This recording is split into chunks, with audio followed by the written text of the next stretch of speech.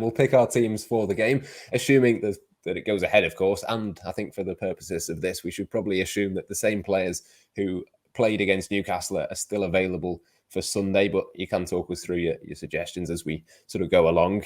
We'd assume, Sean, that Alisson Becker will be in goal, but would you make any changes to the back four, do you think? I suppose the one difficult element of this as well is whether there'll be a game in midweek. Because I think if there was going to be, that's due to be the Carabao game, isn't it, against Leicester? But yeah, I mean, I think if we got any movement on that ahead of time, I would reconsider the Robertson-Tsimikas situation. But I mean, yeah, you're definitely looking at Trent, Matip, and Konate, barring some kind of miracle with Van Dijk being available again. But that doesn't sound like that'll be the case. I would possibly play Tsimikas if we suspect or know that there will be another game in midweek, just for the purposes of rotation. But if the game on the 22nd is definitely off, I think you just play Robertson again because you look pretty good, and ultimately he is still the first choice fullback, isn't he? But yeah, just some interesting dynamics, not just for Sunday, but kind of going ahead into this little period now. But yeah, that's how I'd play it. Yeah, it's really hard to plan ahead, isn't it? Particularly at Christmas time, just in a normal year. Forget at this sort of moment in time. Charlotte, are you going to go with the same back four as well? I think Ibrahim Konate gets another game for me. Was really excellent last night. Yeah, I feel like it'll, obviously if Van Dijk isn't available, then I feel like there's no real reason to change the back four, because at the end of the day, this game on Sunday is more important than the League Cup game. So I feel like Tsimikas, Joe Gomez, almost certainties to start if that Leicester game goes ahead. But yeah, Robertson doesn't look leggy. Trent, I mean, who can you bring in instead of him anyway in a tough Premier League game? And then obviously Konate and Matip, they didn't put a foot wrong, so why change it? Yeah, absolutely. I think that the time to bring Gomez back into the fold will probably be on Wednesday. But again, we don't know exactly if that game is going to go ahead at this moment in time. So we will see. We'll move on to the midfield, though. I think I'm going to bring Naby Keita in for this one, Sean. I think possibly Thiago might be time for him to sit this one out. Possibly it might be one for James Milner, I think, as well against Tottenham. It just sort of feels like there might be a couple of changes. And if those changes are there, it might be in the centre of the pitch. Yeah, I'd certainly agree on bringing Keita back, but I'd look to do my more fulsome rotation in midweek if it happens. And obviously, if it doesn't happen, then you don't have to rotate. Everyone's got their feet up. So, presuming again that there's no Fabinho, I would have Henderson deeper.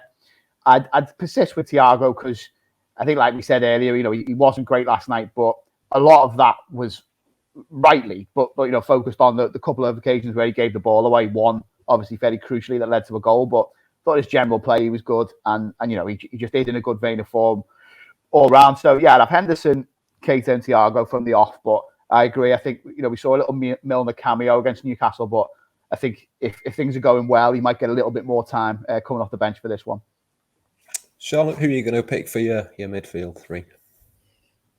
I think Ox will miss out.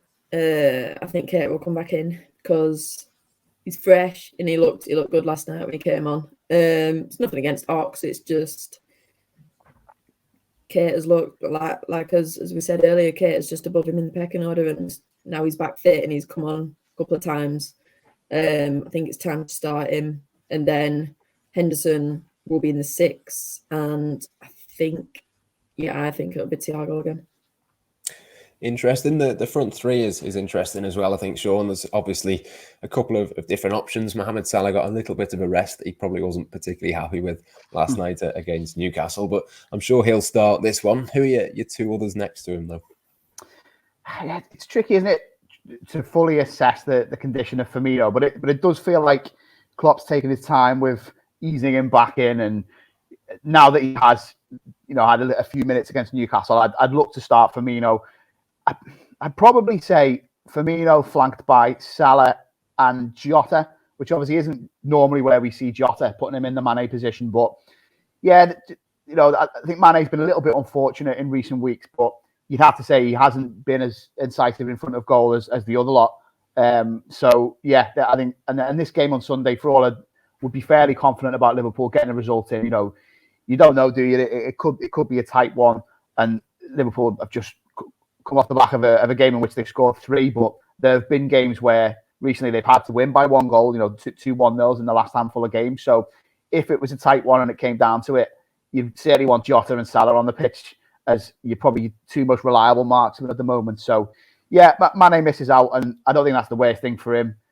A little bit of rest before AFCON, if it does take place, because obviously he'll be a key man for his country there. So yeah, might be the safest thing to do all round.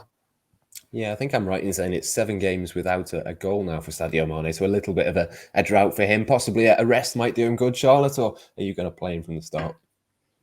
I agree with Sean. I think taking him out of the firing line will be a good thing for him. And obviously he's in great form, scoring goals, and Firmino looking sharp. He always seems to do well against Spurs as well, does Firmino. So I think starting him, and obviously Mane, you've got him from the bench if we need to bring him on. And I can't see Firmino playing 90. So being able to bring Mane on, and like Sean said, having Salah and Jota on the pitch if a goal is required.